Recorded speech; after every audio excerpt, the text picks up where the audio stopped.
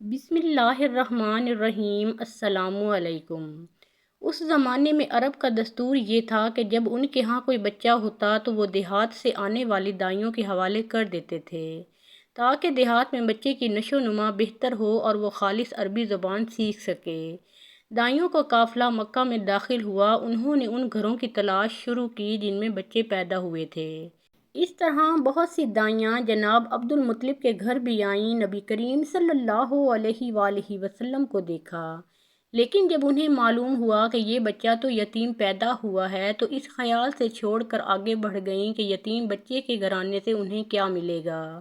اس طرح دائیاں آتی رہیں جاتی رہیں۔ کسی نے آپ صلی اللہ علیہ وآلہ وسلم کو دودھ پلانا منظور نہ کیا، اور کرتی بھی کیسے، کیونکہ یہ سعادت تو حضرت حلیمہ سعدیہ رضی اللہ تعالیٰ عنہا کے حصے میں آنا تھی۔ جب حلیمہ رضی اللہ تعالیٰ عنہا مکہ پہنچیں تو انہیں معلوم ہوا سب عورتوں کو کوئی نہ کوئی بچہ مل گیا ہے اور اب صرف وہ بغیر بچے کے رہ گئی ہیں، اور اب کوئی بچہ باقی نہیں بچا۔ ہاں، ایک یتیم بچہ ضرور باقی ہے جسے دوسری عورتیں چھوڑ گئی ہیں۔ حلیمہ سعدیہ رضی اللہ تعالیٰ عنہا نے اپنے شوہر عبداللہ ابن حارث سے کہا، خدا کی قسم، مجھے یہ بات بہت ناگوار گزر رہی ہے کہ میں بچے کے بغیر جاؤں۔ دوسری سب عورتیں بچے لے کر جائیں، یہ مجھے طعنے دیں گے، اس لیے کیوں نہ ہم اسی یتیم بچے کو لے لیں۔ عبداللہ بن حارث بولے، کوئی حرج نہیں، ہو سکتا ہے اللہ اسی بچے کے ذریعے ہمیں خیر و برکت عطا فرما دیں۔ چنانچہ حضرت حلیمہ سعدیہ رضی اللہ تعالیٰ عنہا عبد المطلب کے گھر گئیں۔ جناب عبد المطلب اور حضرت آمنہ رضی اللہ تعالیٰ عنہا نے انہیں خوش آمدید کہا۔ پھر آمنہ انہیں بچے کے پاس لے آئیں۔ آپ صلی اللہ علیہ وآلہ وسلم اس وقت ایک اونی چادر میں لپٹے ہوئے تھے۔ وہ چادر سفید رنگ کی تھی۔ آپ کے نیچے ایک سبز رنگ کا ریشمی کپڑا تھا۔ آپ صلی اللہ علیہ وآلہ وسلم سیدھے لیٹے ہوئے تھے۔ آپ کے سانس کی آواز کے ساتھ مشک کی سی خوشبو نکل کر پھیل رہی تھی۔ حلیمہ سعدیہ رضی اللہ تعالیٰ عنہا آپ کے حسن و جمال کو دیکھ کر حیرت زدہ رہ گئیں۔ آپ صلی اللہ علیہ وآلہ وسلم اس وقت سوئے ہوئے تھے۔ انہوں نے جگانا مناسب نہ سمجھا، لیکن یوں ہی انہوں نے پیار سے اپنا ہاتھ آپ کے سینے پر رکھا۔ آپ صلی اللہ علیہ وآلہ وسلم مسکرا دیے اور آنکھیں کھول کر ان کی طرف دیکھنے لگے۔ حضرت حلیمہ سعدیہ رضی اللہ تعالیٰ عنہا فرماتی ہیں، میں نے دیکھا آپ کی آنکھوں سے ایک نور نکلا جو آسمان تک پہنچ گیا۔ میں نے آپ صلی اللہ علیہ وآلہ وسلم کو گود میں اٹھا کر آپ کی دونوں آنکھوں کے درمیانی جگہ پر پیار کیا۔ پھر میں نے آپ کی والدہ اور عبد المطلب سے اجازت چاہی، بچے کے لیے قافلے میں آئی۔ میں نے آپ صلی اللہ علیہ وآلہ وسلم کو دودھ پلانے کے لیے گود میں لٹایا تو آپ دائیں طرف سے دودھ پینے لگے۔ پہلے میں نے بائیں طرف سے دودھ پلانا چاہا، لیکن آپ صلی اللہ علیہ وآلہ وسلم نے اس طرف سے دودھ نہ پیا۔ دائیں طرف سے آپ فوراً دودھ پینے لگے۔ بعد میں بھی آپ کی یہی عادت رہی۔ آپ صلی اللہ علیہ وآلہ وسلم صرف دائیں طرف سے دودھ پیتے رہے، بائیں طرف سے میرا بچہ دودھ پیتا رہا۔ پھر قافلہ روانہ ہوا۔ حلیمہ سعدیہ رضی اللہ تعالیٰ عنہا فرماتی ہیں، میں اپنے خچر پر سوار ہوئی، آپ کو ساتھ لے لیا۔ اب جو ہمارا خچر چلا تو اس قدر تیز چلا کہ اس نے پورے قافلے کی سواریوں کو پیچھے چھوڑ دیا۔ پہلے وہ مریل ہونے کی بنا پر سب سے پیچھے رہتا تھا۔ میری خواتین ساتھی حیرانگی سے مخاطب ہوئیں، اے حلیمہ، یہ آج کیا ہو رہا ہے؟ تمہارا خچر اس قدر تیز کیسے چل رہا ہے؟ کیا یہ وہی خچر ہے جس پر تم آئی تھیں اور جس کے لیے ایک ایک قدم اٹھانا مشکل تھا؟ جواب میں نے ان سے کہا، بے شک یہ وہی خچر ہے۔ اللہ کی قسم اس کا معاملہ عجیب ہے۔ پھر یہ لوگ بنو سعد کی بستی پہنچ گئے۔ ان دنوں یہ علاقہ خشک اور قحط زدہ تھا۔ حلیمہ سعدیہ رضی اللہ تعالیٰ عنہا فرماتی ہیں، اس شام جب ہماری بکریاں چر کر واپس آئیں تو ان کے تھن دودھ سے بھرے تھے، جبکہ اس سے پہلے ایسا نہیں تھا۔ ان میں سے دودھ بہت کم اور بہت مشکل سے نکلتا تھا۔ ہم نے اس دن اپنی بکریوں کا دودھ دوہا تو ہمارے سارے برتن بھر گئے، اور ہم نے جان لیا کہ یہ ساری برکت اس بچے کی وجہ سے ہے۔ آس پاس کی عورتوں میں بھی یہ بات پھیل گئی۔ ان کی بکریاں بدستور بہت کم دودھ دے رہی تھیں۔ غرض ہمارے گھر میں ہر طرف ہر چیز میں برکت نظر آنے لگی۔ دوسرے لوگ تعجب میں رہے۔ اس طرح 2 ماہ گزر گئے۔ 2 ماہ ہی میں آپ چلنے پھرنے لگے۔ آپ صلی اللہ علیہ وآلہ وسلم 8 ماہ کے ہوئے تو باتیں کرنے لگے اور آپ کی باتیں سمجھ میں آتی تھیں۔ 9 ماہ کی عمر میں آپ صلی اللہ علیہ وآلہ وسلم بہت صاف گفتگو کرنے لگے۔ اس دوران آپ صلی اللہ علیہ وآلہ وسلم کی بہت سی برکات دیکھنے میں آئیں۔ حلیمہ سعدیہ فرماتی ہیں، جب میں آپ کو اپنے گھر لے آئی تو بنو سعد کا کوئی گھرانہ ایسا نہ تھا جس سے مشک کی خوشبو نہ آتی ہو۔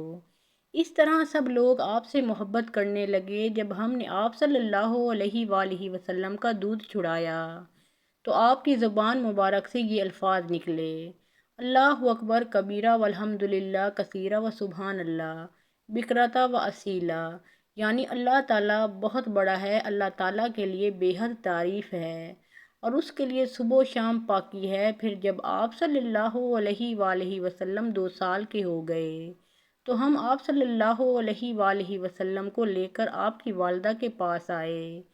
اس عمر میں پہنچنے کے بعد بچوں کو ماں باپ کے حوالہ کر دیا جاتا تھا۔ ادھر ہم آپ کی برکات دیکھ چکے تھے اور ہماری آرزو تھی کہ ابھی آپ کچھ اور مدت ہمارے پاس رہیں۔ چنانچہ ہم نے اس بارے میں آپ صلی اللہ علیہ وآلہ وسلم کی والدہ سے بات کی۔ ان سے یوں کہا، آپ ہمیں اجازت دیجیے کہ ہم بچے کو 1 سال اور اپنے پاس رکھیں۔ میں ڈرتی ہوں کہیں اس پر مکہ کی بیماریوں اور آب و ہوا کا اثر نہ ہو جائے۔ جب ہم نے ان سے بار بار کہا تو حضرت آمنہ رضی اللہ تعالی عنہا مان گئیں اور ہم آپ صلی اللہ علیہ وآلہ وسلم کو پھر اپنے گھر لے آئے۔ جب آپ صلی اللہ علیہ وآلہ وسلم کچھ بڑے ہو گئے تو باہر نکل کر بچوں کو دیکھتے، وہ آپ کو کھیلتے نظر آتے۔ آپ صلی اللہ علیہ وآلہ وسلم ان کے نزدیک نہ جاتے۔ ایک روز آپ نے مجھ سے پوچھا، امی جان کیا بات ہے، دن میں میرے بھائی بہن نظر نہیں آتے؟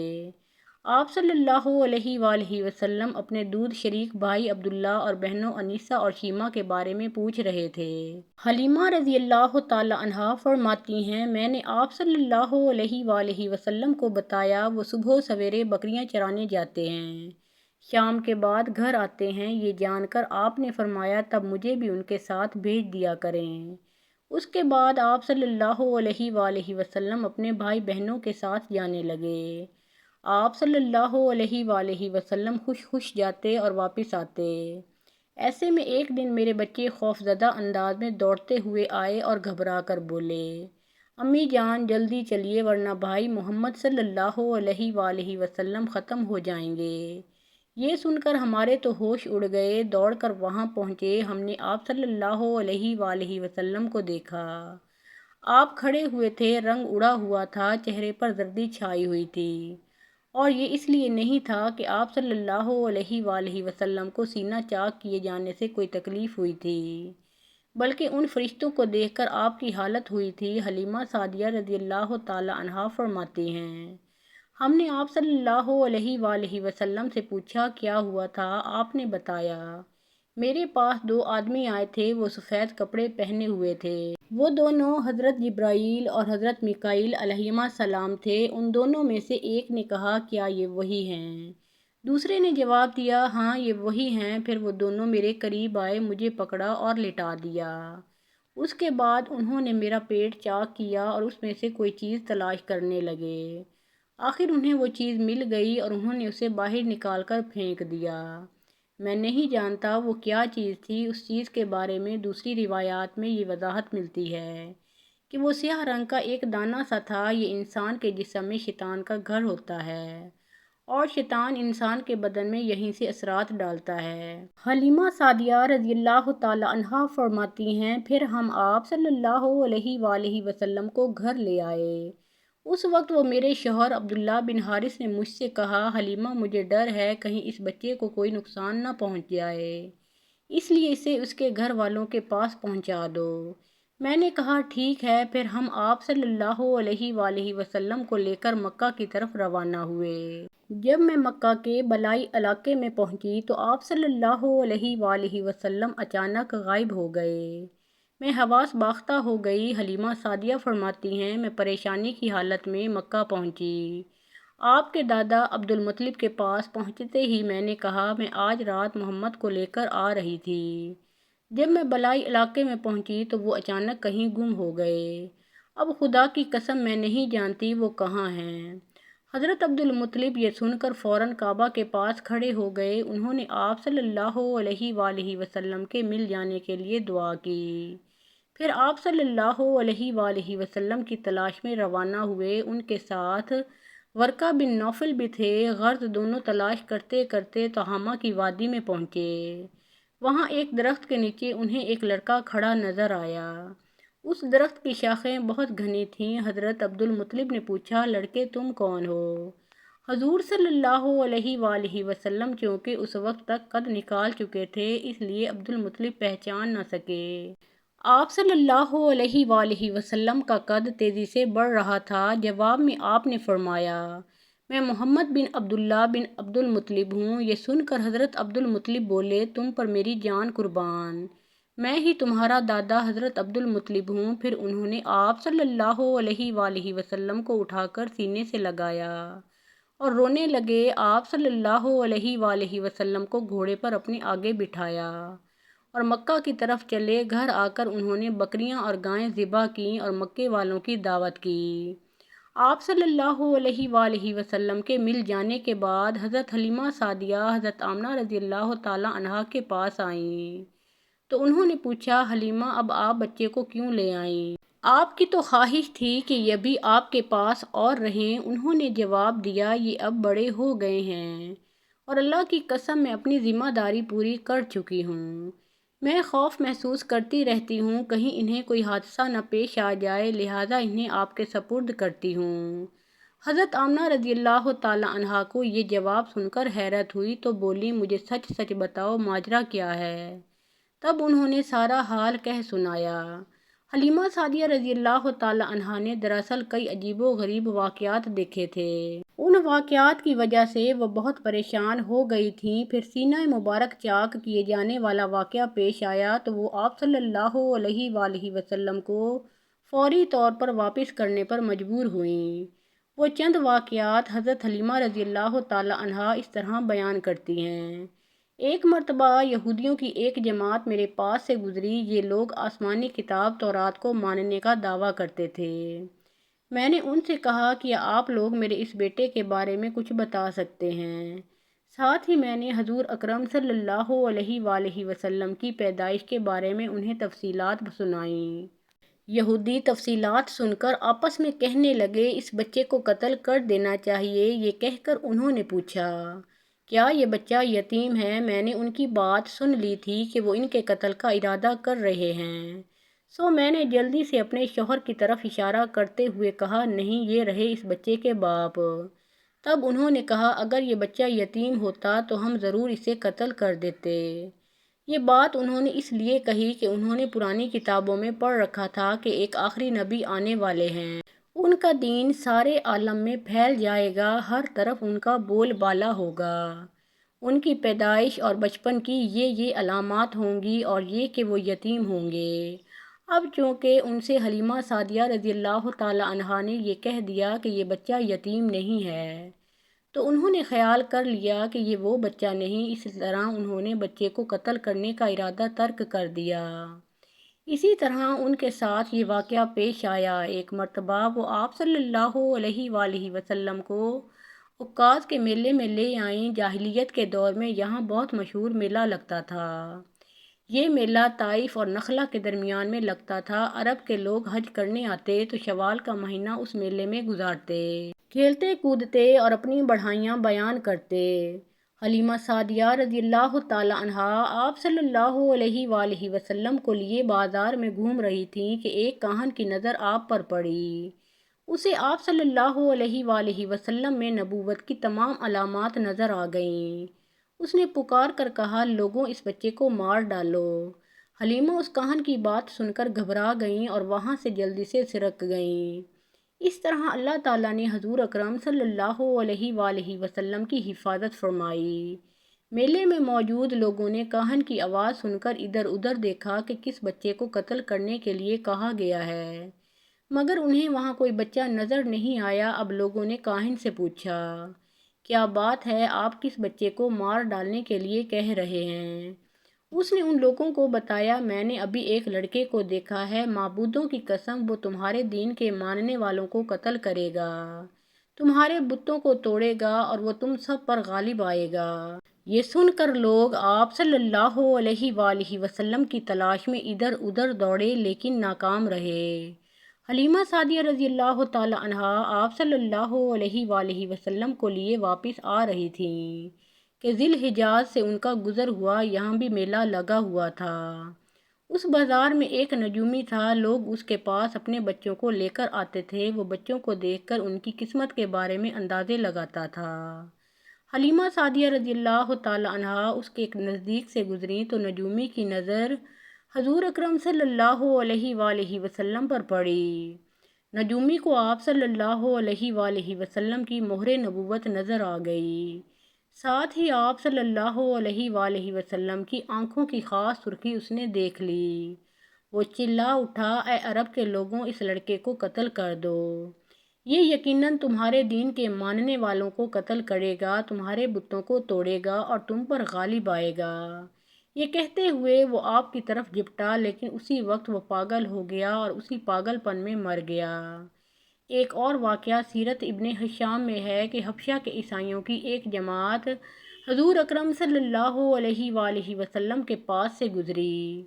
اس وقت آپ صلی اللہ علیہ وآلہ وسلم حلیمہ سعدیہ کے ساتھ تھے اور وہ آپ صلی اللہ علیہ وآلہ وسلم کو آپ کی والدہ کے حوالے کرنے جا رہی تھیں۔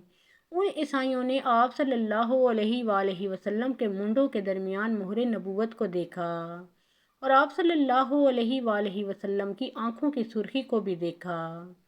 انہوں نے حلیمہ سعدیہ سے پوچھا، کیا اس بچے کی آنکھوں میں کوئی تکلیف ہے؟